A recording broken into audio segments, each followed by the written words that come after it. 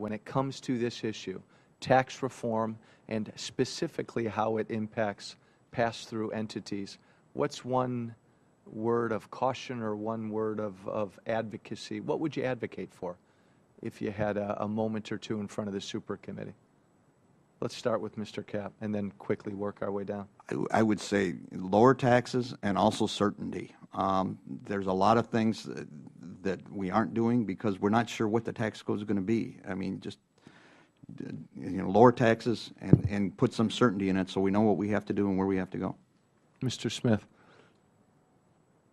Well, as I stated in my testimony, I agree with Mr. Kapp here.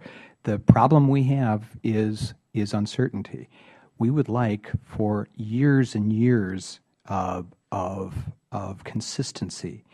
We can compete with anybody in the world if we know where things are going to be. But because of the state of flux that our tax code has been in for years, it creates a very big disincentives for companies like ours.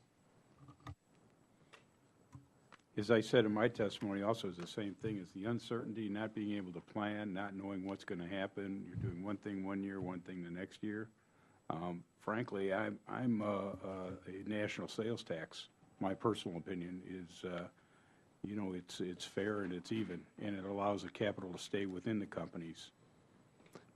Mr. Carroll, conclude. What's one specific tax reform you might advocate for when it comes to these pass-through entities? I think I would have some difficulty advocating a specific reform. I would think that one would want to take a very broad view, and in addition to the certainty, also a stable tax system that won't change that's going to provide some certainty over a period of time.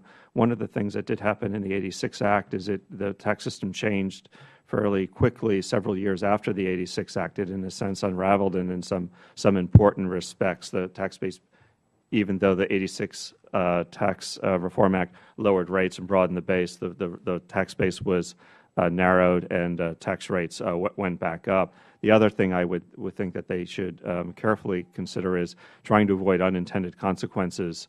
There are a lot of interrelationships in the tax system as well as the economy, and trying to avoid unintended consequences, and I think that would be a very useful objective.